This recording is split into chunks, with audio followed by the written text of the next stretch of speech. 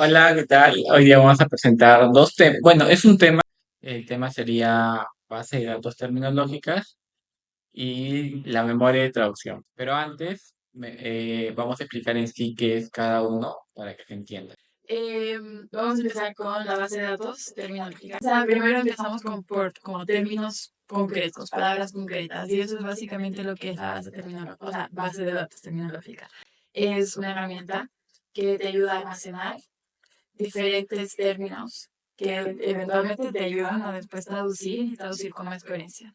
Puedes agarrar y buscar cualquier palabra, cualquier término que te ayude a tener mejor, o sea, que tu texto sea más entendible, más coherente, o que en caso de traducciones literarias puedas tener la misma emoción.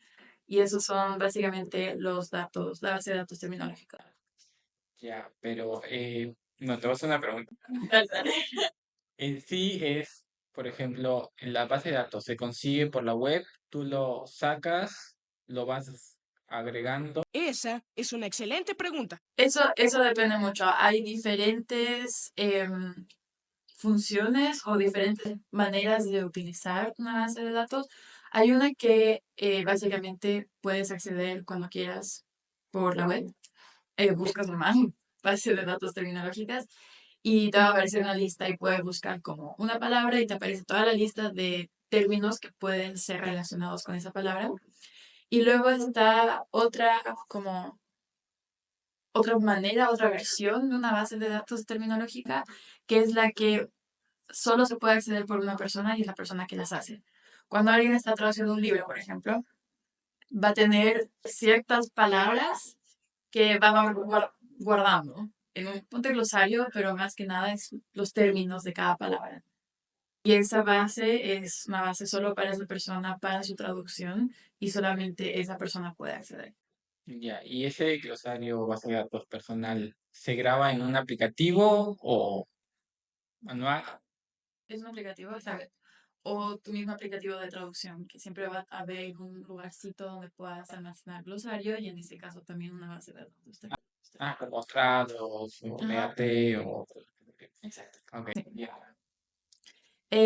Bueno, entonces básicamente es una herramienta que nos ayuda a tener palabras, términos más coherentes para nuestra traducción.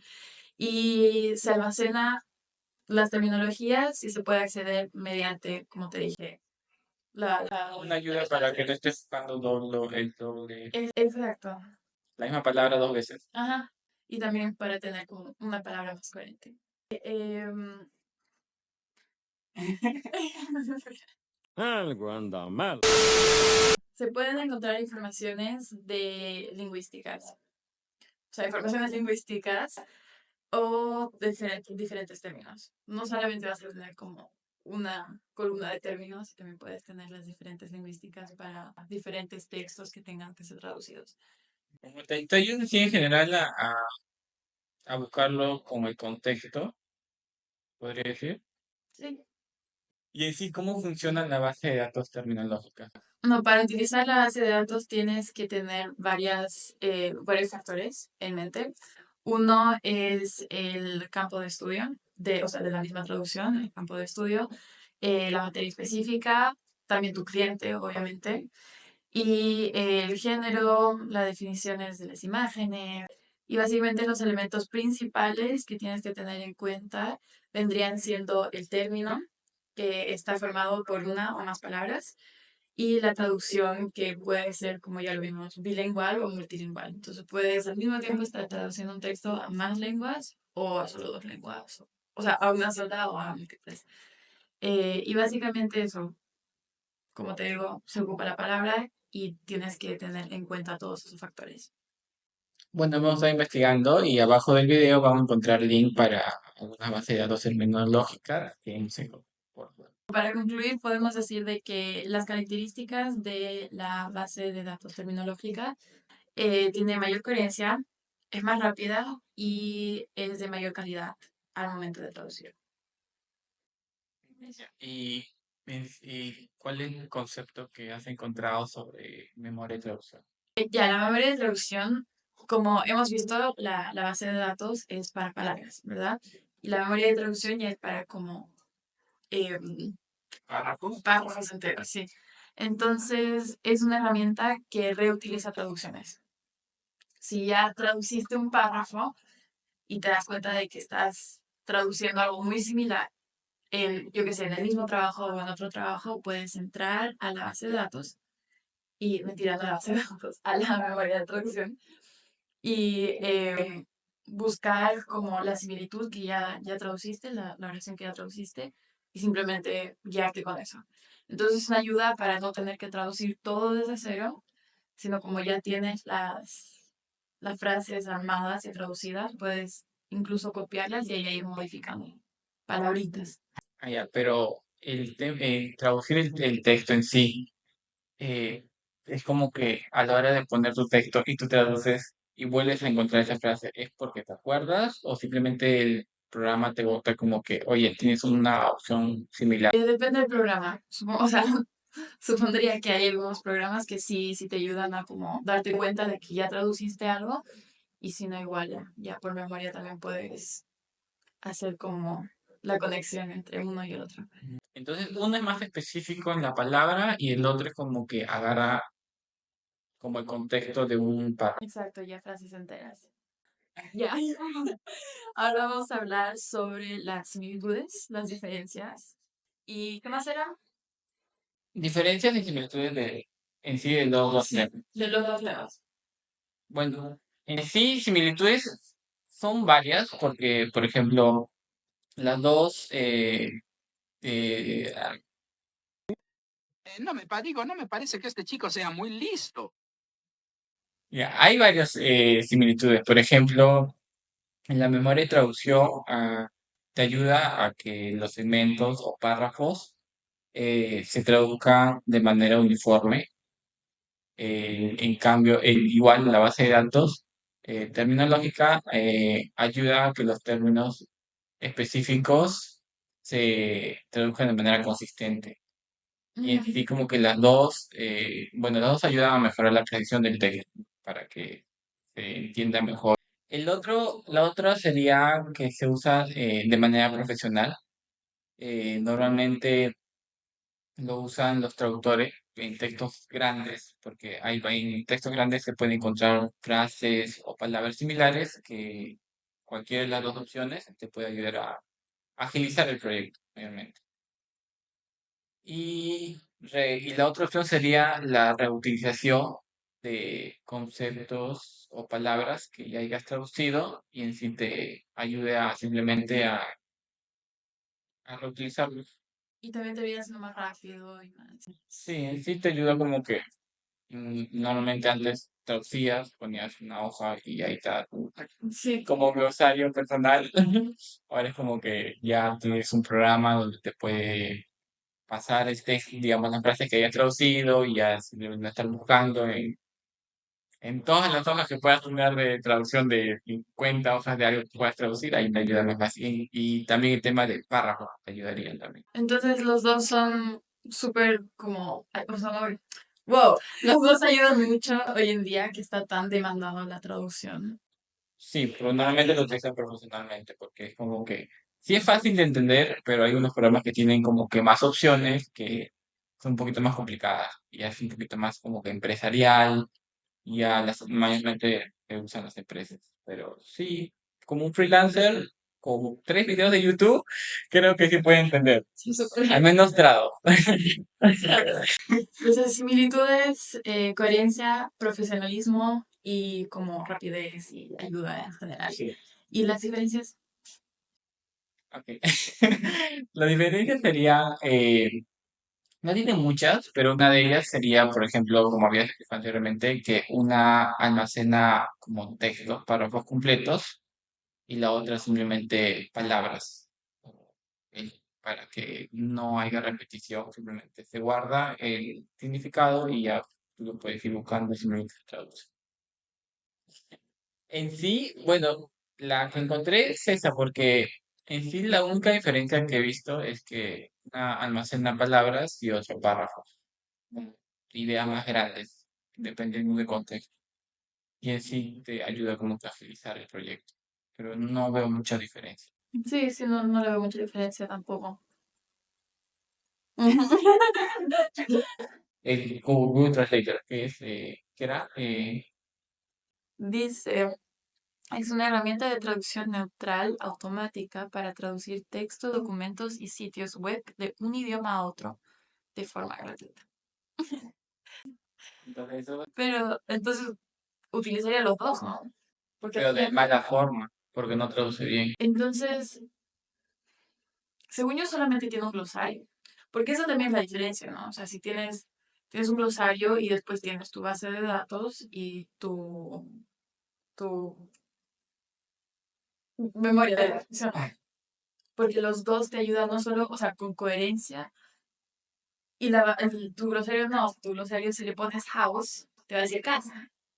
Pero en la base de datos le pones house y te sale 50 diferentes cosas que puedan significarse casa o de lo que quieras hablar. Y luego la base, o sea, la memoria misma, te ve ya lo que ya traduciste y lo guarda.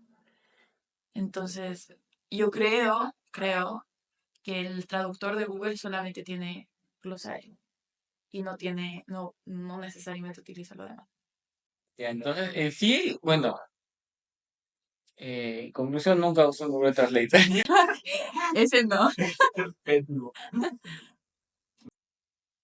Porque te traduce, pero no te da el contexto. Por ejemplo, tú puedes poner una frase y te lo traduce literal. Exacto. Incluso alguien de, por ejemplo, si traduces algo a alguien que no habla inglés, pero tú sí hablas inglés y lo ves traducido, quedas como, Sí. seguro. Porque como que para alguien que lo habla no tiene sentido. ¿Cómo se llama esto?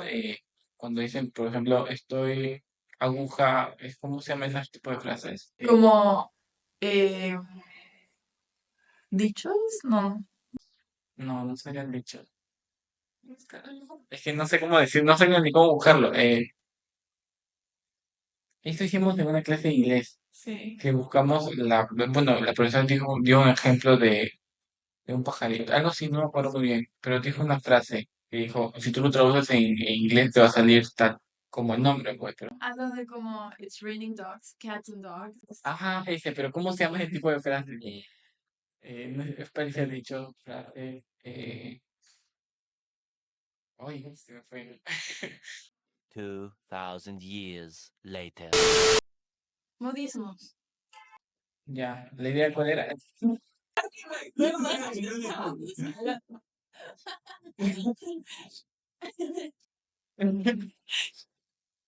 Ah, ya, bueno, que el traductor, bueno, los programas de traducción normales como Google Translator o otros, al traducir modismos, dichos populares, lo traduce literal y no te da el contexto. Simplemente es como que no lo traduce tal cual, no vas a entender qué quiere decir. O sea, no sé, le pones lo que estábamos diciendo, se está cayendo el cielo. Y en inglés te va a poner The sky is falling. No tiene sentido. Tienes que buscar una frase equivalente al país de origen para que tenga sentido. Por eso es que creo que Google no utiliza como ninguno de los dos conceptos. Porque la base de datos definitivamente te va a dar como diferentes términos que pueda que sea Correcto. correcto. Ahí ya es trabajo del traductor saber sobre la cultura, ¿no? Y los dos te ayudan a agilizar un trabajo. Simplemente para que no te demores horas buscando una palabra que ya habías traducido o frases similares a que habías traducido, simplemente eso te ayuda con los programas o en la web, que puedas encontrar usuarios. Ya, para ayudarnos un poco, como para entender cómo funciona y cómo se utiliza en el mundo real estos dos conceptos, invitamos a una traductora para que nos conteste algunas preguntas. Se va a poner interesante. Virtualmente. Virtualmente. La van a imaginar por acá. Acá, por acá. Ya, Acá, por acá. No se ve en la cámara. no, se verá. Porque vive en Brasil, es traductora en la embajada alemana, habla alemán, portugués, inglés. Lamentablemente no habla español, pero eso ya se soluciona. Las preguntas las tenemos en inglés E aí ela vai contestar. Olá, meu nome é Kelly, eu trabalho como tradutora numa representação diplomática já há alguns anos. Eu vou dividir as perguntas em 2 blocos. Pensei inicialmente falar do trabalho concreto, né, ou seja, software, ferramentas, e em seguida deixar para depois as 2 perguntas, uma sobre a possível substituição do tradutor por ferramentas e por software e também sobre as dicas. Veremos qué sucede. Estoy un poco nervioso. La primera pregunta is, what kind of software do you use to manage translations What kind of software do you use to manage translations memories and terminological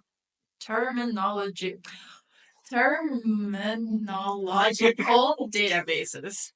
Bem, sobre o software, o nosso Ministério Central e várias representações diplomáticas usam Tradus Studio. Dessa forma, os tradutores que trabalham com o mesmo idioma, né, no meu caso, o português, quer eles estejam no Ministério, no Brasil, na África, eles podem ter acesso, podem visualizar as traduções uns dos outros. E com Tradus, nós temos acesso também, lá salvos no Tradus, ao grande banco de dados de terminologia do nosso ministério e de outros ministérios também. Em relação aos outros ministérios, os bancos de dados são muito restritos para o português. A gente acaba não usando muito. Então, esses bancos de dados e as TMs, né, do Tradus já nos permitem uma certa uniformização da terminologia, a coerência, né? Mas, claro, sempre temos que considerar as diferenças do português nos diferentes países. Eu fiz o treinamento do Tradus em janeiro desse ano, então estou ainda formando, alimentando a minha TM, né, que foi chamada de TM Brasil. Então, sempre que posso, eu incluo traduções antigas, não feitas no Tradus.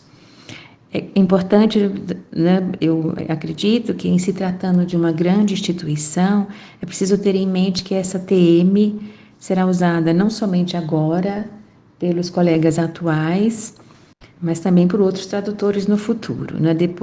Obviamente depois vão ampliá-la, vão complementá-la.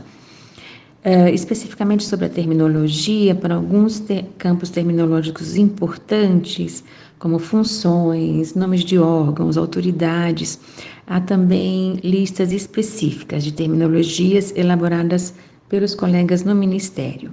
Então, quando necessário, na verdade, muitas vezes é necessário, por causa das diferenças do idioma, né, nos diferentes países, então esses termos têm que ser adaptados para o respectivo país. Por exemplo, para uma determinada função, os colegas no Ministério tinham a designação comissário, que foi bem aceita pela colega em Portugal, mas que para o Brasil tivemos de mudar para representante. Então, assim, temos que garantir, né, que essas diferenças também sejam respeitadas e sejam incluídas, né, nas listas terminológicas, nos bancos de dados. La siguiente pregunta sería, do you think that any of these tools will be able to replace a translator? Bom, em relação à substituição do tradutor por ferramentas de tradução, e agora também nós estamos vendo a inteligência artificial, né, dominando muitos setores, muitos campos.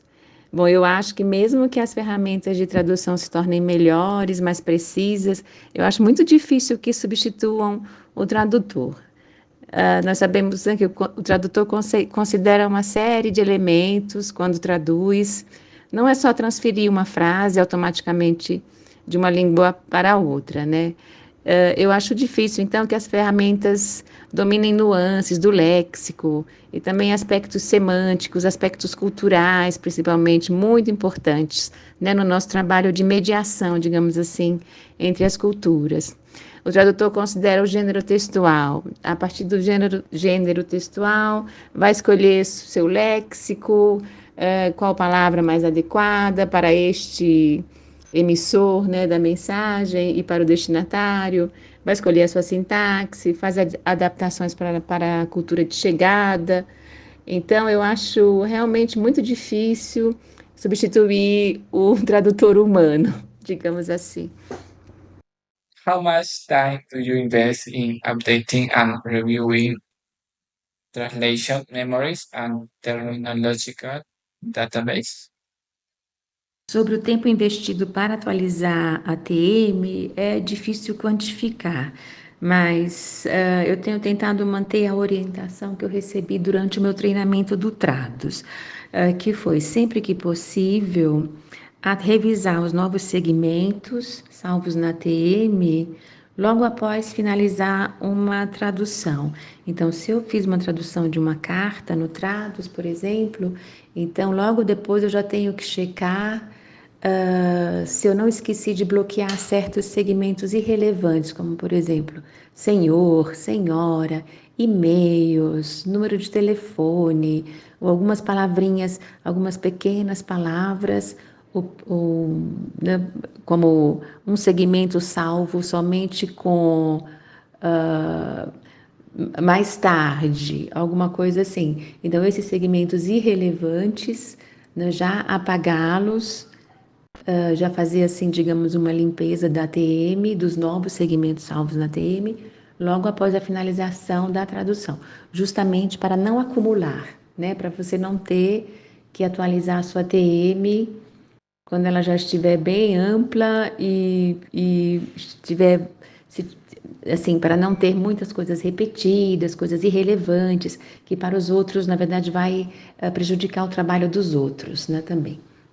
Ya, y la última pregunta vendría siendo, do you have any tips you would give someone who just started studying translation?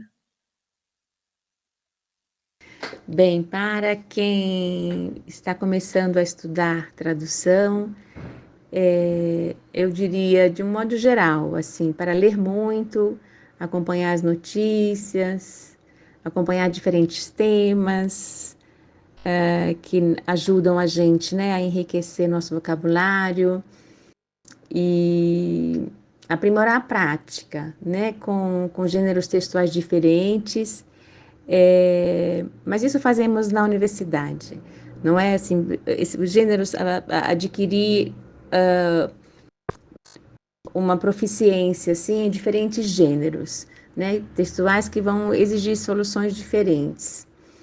E outra dica, outro tip um pouco abstrato, é ter uma certa desconfiança em relação às palavras. O que eu quero dizer com isso, assim, não achar que, eu conheço uma palavra, então é esse sentido, ela significa na outro idioma, ela significa isso e pronto, e isso não vai funcionar sempre, né? Então é preciso uma certa desconfiança, considerar sempre o contexto, considerar a intenção do autor, uma série de fatores, né? Que lembrando sempre que do impacto que às vezes uma simples palavra pode ter na cultura de chegada.